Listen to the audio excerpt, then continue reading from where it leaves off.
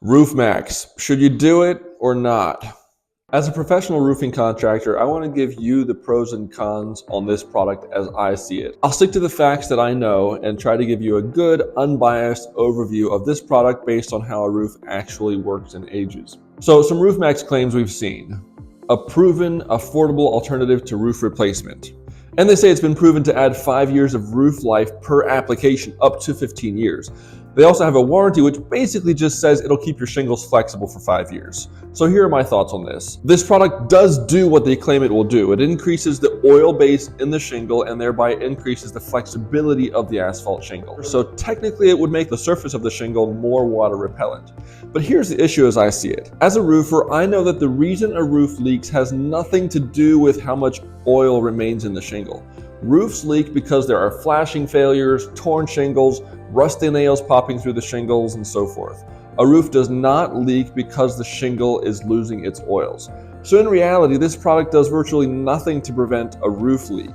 It's kind of like a problem I have with my hands. In the winter, the skin on my hands get really dry and it can even crack if I don't keep them moisturized. Now let's say I would also struggle with joint pain and have limited use of my fingers, and I want to get that problem fixed, obviously. You could offer me a great moisturizing lotion and that would help keep my skin nice and healthy, but that would not really do anything to fix the problem with my joint or finger mobility, because that's a totally different problem that the lotion just doesn't really fix. So that's kind of how I see it with the Roof Maxx product on shingles. It does make the shingles more flexible, but that's really a problem that most people don't have to ever worry about, even if they have old shingles. The problems that people do typically need to worry about are shingles blowing off, or other things that result in roof leaks, and that's what this product really doesn't address. Now, it does restore some flexibility to the shingle, and that is a good thing, but in real life, that is also not a very helpful metric.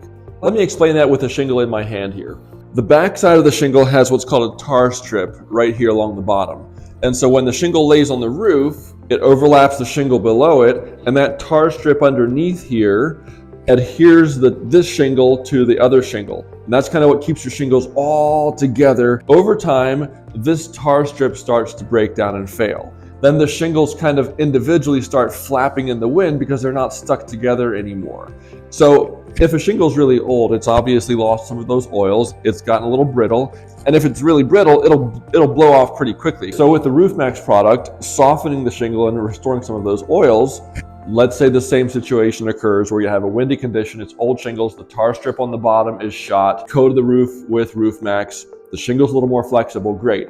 But the shingle's still not adhered to the shingle below it. So it's still gonna flap in the wind, even if it has Roof Maxx on it. It might last a little longer because it's a little more flexible, and so it's not gonna crease and break as quickly, but I really don't think those extra oils in that coating is going to prevent it from blowing off, because regardless of how flexible it is, if it's still going to be flapping in the wind like this, it will break off even with that improved flexibility. Now, I do believe them when they say it adds 5 years of roof life per application.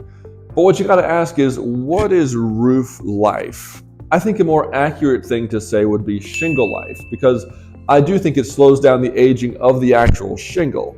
But that's all it does. A 30-year-old roof isn't failing because the shingles are losing their oils. It's failing because of flashing issues, ventilation problems, shingles blowing off, and so forth. I think that if your roof will last another 5 years with Roof Maxx, it'll very likely last another 5 years without Roof Maxx also. I really do not think this product is extending the actual lifetime functionally of your roof system. This product does not fix leaks or prevent 99.9% of leak problems. If your roof is going to leak, it's not going to be prevented by making the shingle more flexible. If your roof is leaking, get the leak problem fixed. If it's not leaking, I wouldn't put thousands of dollars into a product like this.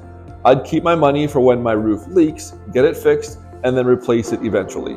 Otherwise, you could easily spend 30% of your roof replacement cost on this product, possibly twice, only to have to spend all the money on a replacement in the not too distant future anyway. Look, these are my opinions only. I would not put this product on my roof, but I'm not saying there's never a fitting application for it either, although I think those are probably very few. Take it or leave it, but either way, thanks for listening.